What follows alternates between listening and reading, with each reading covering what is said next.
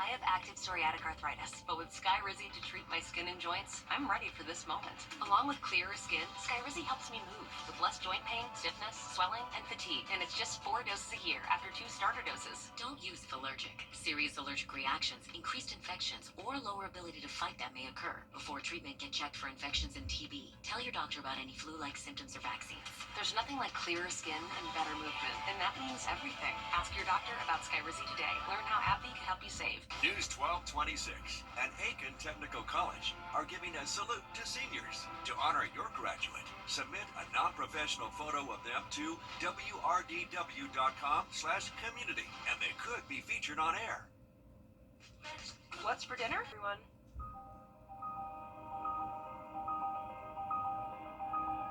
At Parker's Kitchen, we go big, like our huge, crunchy, juicy, never frozen chicken tenders with an extra large serving of Parker's signature sauce at Parker's Kitchen.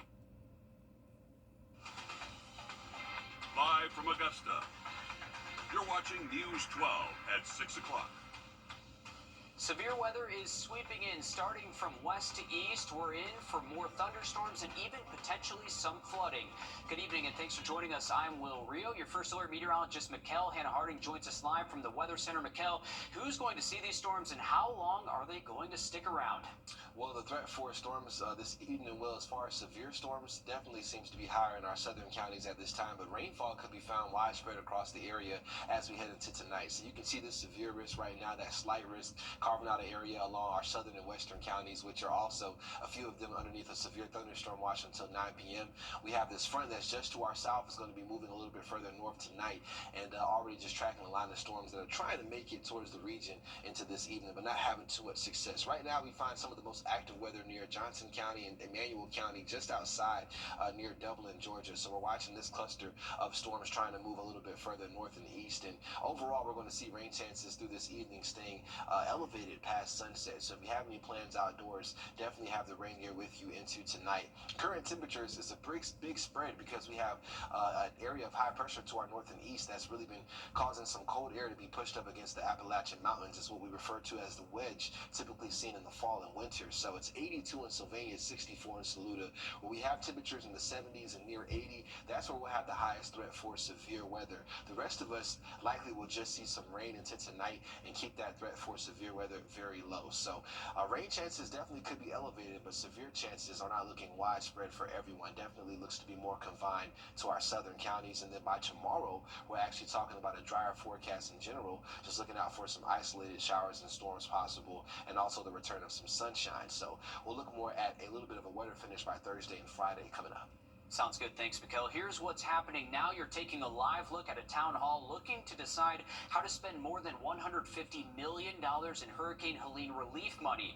This meeting is happening at the Aiken County Government Center on University Parkway, and there's a lot to discuss. Today marks 8 months since the Category 4 hurricane hit South Carolina and Georgia, and we're still far from recovered. But hurricane season won't wait for us. In fact, it starts in just 4 days. Your Liz Owens is live at that meeting as we speak. Liz, part of what this $150 million could be used for is preventing the same disaster we just went through. Most of it's going to be used to help people that still have not been able to make repairs.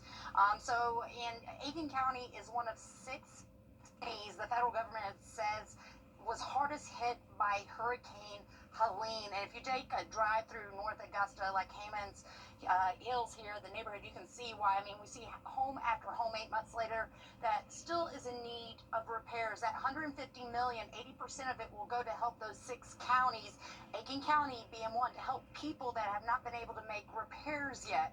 People like the homeowner here. There were trees down everywhere. It's the sort of scene You maybe had about passage for one vehicle. that burns itself into a long-term memory. And I hate to use such a commonly used colloquialism, but it did look like a bomb went off. Hurricane Helene hit Hammond Hills with a fury like no other. This area was smashed up pretty bad. Root balls still fill yards, tarps cover roofs, and trash bins line the streets in the neighborhood.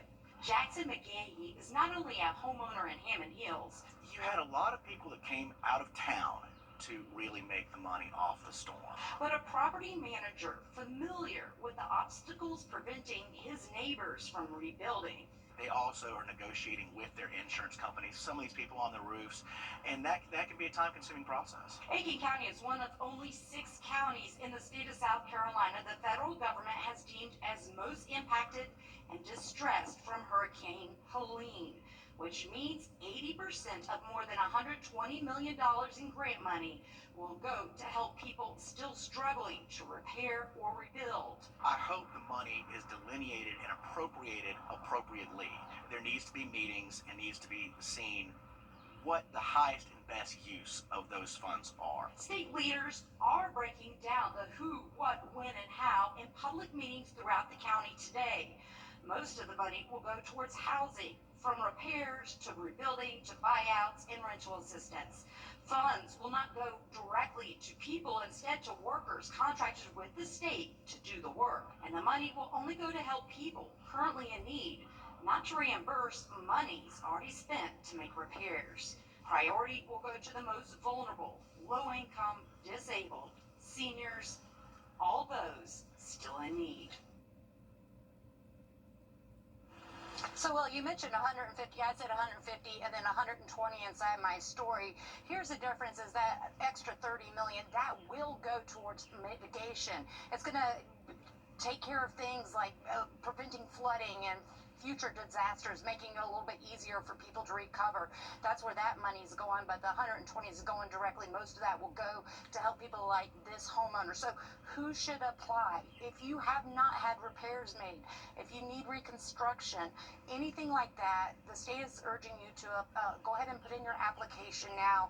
If you just go to our app, we'll have a link to how you can do that now. And as far as the timetable goes, for the next couple weeks, the state's going to be going around doing these meetings because they have to come up with this action plan that they have to submit to HUD by mid-June. Then HUD will have 45 days from that to say, yes, we like your plan, and that is when the state can go ahead and start getting people like this homeowner help. But right now is the time to go ahead and apply, so that way you can find out if you need to find documents or pull things. You have plenty of time and you're not under a time crunch.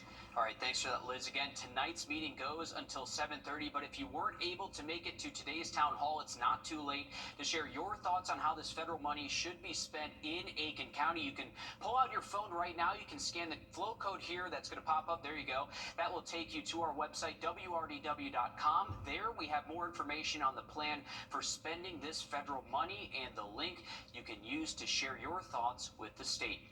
New tonight, Augusta commissioners have accepted Hawthorne Welcher's resignation. This comes months after the federal government ordered the city to pay them back millions of dollars in unspent grant money.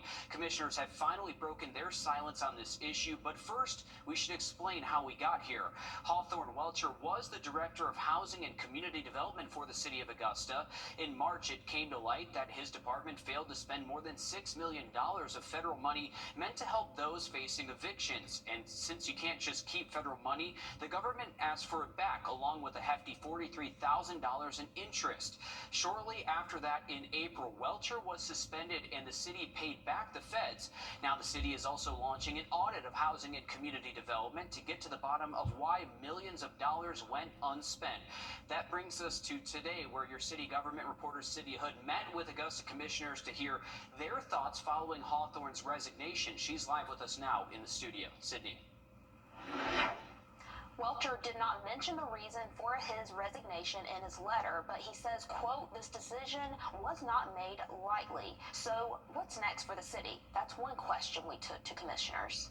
Well, I don't think that, the city stands still. I think that there's still people who need housing. There's still people who need help with their everyday needs. There's still communities who are looking for revitalization. So that work doesn't stop. But I think it's also important for us to take our time and do our due diligence to get to the bottom of whatever these concerns are. And the audit will check to see where all HCD grant funds went during 2023 and 2024. Commissioners say it could take up to 6 months before we see the results.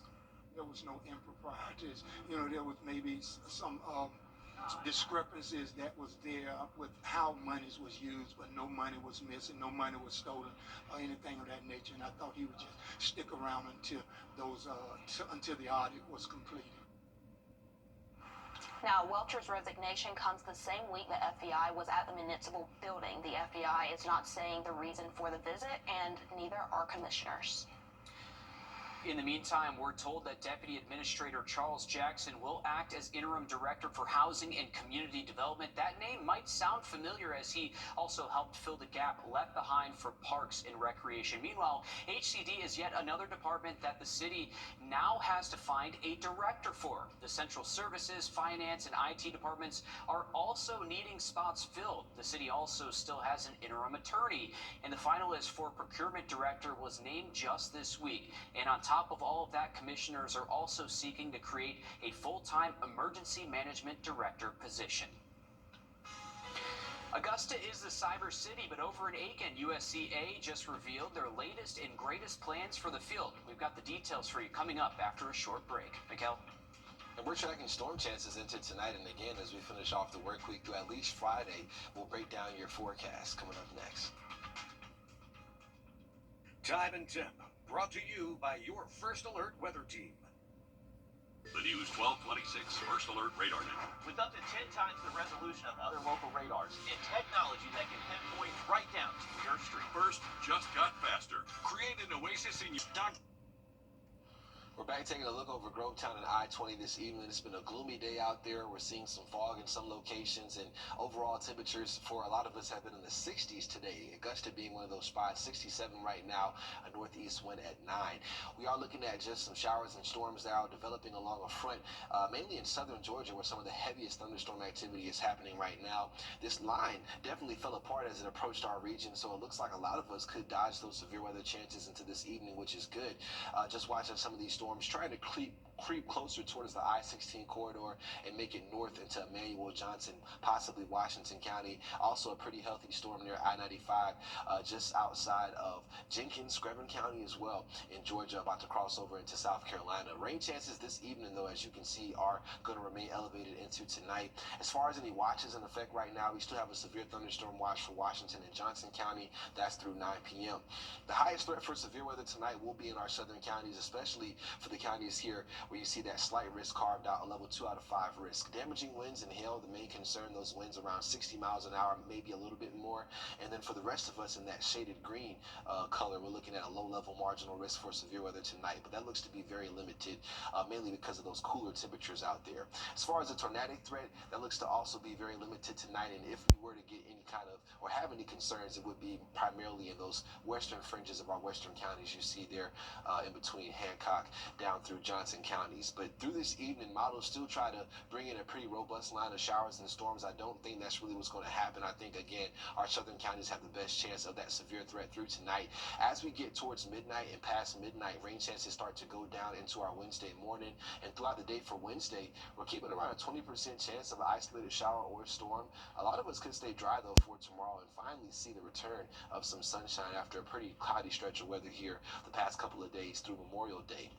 As far as rain totals through tonight and then getting later in the week, through tonight, some areas could pick up around maybe half an inch of rainfall. Some areas a little bit more if you see heavy rainfall develop in your location. But through the end of the work week, we could definitely see more widespread rain totals over 2 inches in some areas as we have some rainfall expected through about Friday. So Thursday and Friday, we do bring back that low threat for some flash flooding, so heavier downpours looking likely. And then even tomorrow, there's a low threat for severe weather, just low rain chances with that. Thursday, though, into Friday, still watching out for the potential of severe weather. The Storm Prediction Center putting out a day 4 risk for our Friday now, as a cold front is expected to move through during the peak heating of the day. So watching out for gusty winds and hail again as we head through Friday. But by the weekend, it is looking drier. Saturday into Sunday, we should see those temperatures back near average by next Monday. And we are just ready for some sun. Thanks for that, Mikkel. USCA has big plans ahead for the future of cybersecurity. It all starts with bringing a cyber center to its campus and getting more students in the pipeline to cybersecurity. Your Audrey Dickherber has the story. Right now, it's just an empty softball field, but next year it'll be a brand new cyber integration center, bridging that workforce gap for cybersecurity while also bringing more hands-on opportunity for students. An empty field soon filled with opportunities. 15, 18 years ago, we looked at cybersecurity as how do we keep records safe within our businesses. And now we know that cybersecurity is a national security issue. An issue that at least 400 students at USC Aiken are hoping to help with. They're hoping that number will grow. Cybersecurity is an important issue regionally and also nationally. And to have this facility on our campus will afford our students with real world experiences working side by side with cyber professionals in the National Guard. So preparing them to be job ready day one. And this is what it will look like. 26,000 square foot facility that will host training, education, prototyping, and collaboration for South Carolina National Guard soldiers, USCA students, and more. There's a strong correlation between when you can create environments where the minds of our young men and women in uniform and the civilians working alongside of us, when they can find like-minded individuals working against a purpose and an objective that's clear, noble, and challenging. And if we're doing that and finding the next horizon of where we need to be as a nation, that to me is where we find talent staying with us. While also helping bridge the cybersecurity workforce gap. Hoping what it's going to do, it's going to spark some fire in our young people and those middle schoolers and high schoolers that are looking for what is their career going to be. And to understand that this is a worthwhile career that is going to give meaning to everything they do every day. In Aiken, Audrey Kerber, on your side. And another great resource in the cybersecurity field as we continue to see that expand time and time again. A big moment at the Aiken County Detention Center today. 14 GED students receiving recognition for their hard work, and they got their diplomas too. We spoke with GED teacher Kathleen Ross. She says earning a GED is a challenge, and the program teaches skills that last long past graduation. They have developed a big work ethic because, as they said during the ceremony, getting your GED is very difficult, and so they've had to work really hard, not just during my class time, but back during their rec time and things like that. They've had to do bookwork. And Ross says that she is really proud of her graduates. The 14 students who got their diplomas today joined 5 others who graduated last year. A huge congratulations to them. And just after the break, the Falcons taking part in their first workout of many this week. A local product hoping to be one of 53 by season's end. We'll check in at Flowery Branch coming up after a short break. First Alert Radar, powered by Jim Hudson Automotive Group. People have been calling for years. Get your safe law firm on the line. Call 999-999. We have the keys to your next ride at Gerald Jones Lincoln. Right now, lock in Memorial Day savings all month long on your favorite new models, like a new Lincoln Navigator Reserve. Save over $20,000 off MSRP, or save over $11,000 off MSRP on a new Lincoln Corsair, or get 0% APR financing for 60 months. And every vehicle is marked with employee pricing. Visit Gerald Jones Lincoln and drive home with limited time Memorial Day savings. Online at GeraldJonesLincolnAugusta.com. We have the keys to your next ride at Gerald Jones Auto Group. Right now, lock in Memorial Day savings all month long on your favorite new models. Choose from over 1,200 new and used vehicles on the ground and priced to move. Looking to sell your vehicle? Bring in a written offer and we'll give you $500 more for your trade. Visit Gerald Jones Auto Group and drive home with limited time Memorial Day savings. Online at GeraldJonesAutoGroup.com. Hi, Suzanne Lily Honeymichael here with Hardwood Floors and More. My husband Greg and I continue to hear about concerns about price increases, but we want to let you know we have always been focused on American-made products.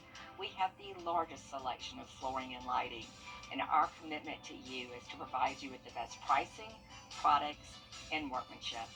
So come see where our company is the company that friends recommend. Hardwood Floors and More, so much more in store for you. Protect your home from water damage with the CSRA. We're back taking a look at your 7-day forecast, just looking at these temperatures the next 7 days. They do get warmer by the weekend, more average for the feel by next Monday in the upper 80s, but at least through Friday, we'll keep those temperatures below average and even into the weekend as well. But let's take a look at Wednesday. Honestly, going to be more of a drier day tomorrow. We could have an isolated shower or storm around in the morning and then again into the afternoon and evening. But for the most part, a lot of us could stay dry and we'll finally see some sunshine making a return for tomorrow. So that's good news to report. Heading into Thursday, though, rain chances go back up as we see our next system moving in, and also just looking at more widespread rain chances earlier in the day as we approach midday for your Thursday, possibly again to the afternoon and evening as well. So the rain gear is going to be needed as we do close out the work week, but at least by the weekend it does finally look to be dry. We're looking at temperatures 85, 86 by Saturday, Sunday, closer to 90 though by next Monday. On Your Sideline, sponsored by Chandler Law Firm. OTAs are here for the Falcons, and no quarterback Kirk Cousins was not present in the first voluntary workout of the year. Tight end Kyle Pitts didn't make it in either, nor did defensive lineman Morgan Fox. But Grovetown Simeon Barrow was present, taking part in his first true workout outside the mini camp. This is our first look at Barrow in a Falcons jersey. He was signed as an undrafted free agent, already drawing a likeness to Grady Jarrett. The Falcons released Jarrett in March after 10 seasons. Barrow did not get any first-team reps during 11-on-11s. Still, a good addition to an interior defense that has been lacking, that is, if he makes that 53-man roster by August. Midland Valley's Preston Butler is headed to JUCO for basketball. This is becoming the more popular option with the inundated transfer portal. He has a chance to make a name for himself before he joins a named program, and he's headed to one of the best. Davidson Davie is the winningest JUCO basketball program in the nation, so it's Butler's hope that it puts him on notice. Athletically, it builds character. They say that the JUCO level is the nitty-gritty, it's the grind, it's the hard work. It's really where dogs are made and built. So, and it's tough also because everybody is trying to get out. They're trying to make it to that next level. So it builds character. I believe it prepares you mentally. Butler is the first basketball player in the Dave Porter era to sign. He averaged 17 points per game, rebounded on average 4.5.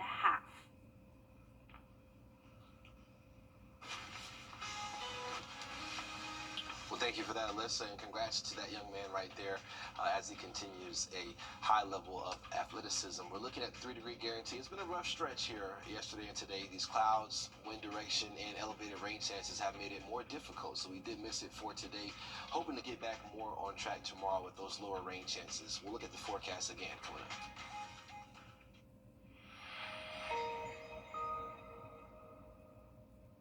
Your job counts on milkshakes. Who's got the sauce? That's me. We're back taking a look at your radar here. A little bit active into this evening as we do track the potential for some showers and storms. I'm noticing some favorable trends here with the northern section of the line definitely falling apart a lot more than, say, that southern part near Johnson and Emmanuel County. So we'll take a closer look at where the most active storms are happening right now, just outside of these counties underneath that severe thunderstorm watch. And you can see a downpour that just popped up on the west side of Sandersville. So a lot more energetic air down here, some better ingredients for these storms. But actually those storms though outside the area don't have severe thunderstorm warnings on them as well. So those are all good trends, and hoping that we can keep that severe threat limited for all of us into tonight. Rain chances overall, though, are going to go up into tonight. So even if we don't see strong to severe storms, still expecting some widespread coverage of rain at times through this evening. So keep the rain gear around. The good news, though, by Wednesday, we are looking drier. Current temperatures, though, right now, there's been a big spread in those temperatures today, courtesy of northeast wind really pumping as we have high pressure to our north and east. It's caused what we call the wedge to become in place. And 63 in Saluda versus 81 in Sylvania, where those warmer temperatures are, is where that highest threat for severe weather does lie into tonight. So we'll be here tracking it. We definitely have you covered here, your First Alert Weather Team. And by the weekend, we do look drier, still wet through Friday. Sounds good. Thanks, Mikkel. We're back for 26 News at 7 and for News 12 at 10 and 11 o'clock. Thanks for watching.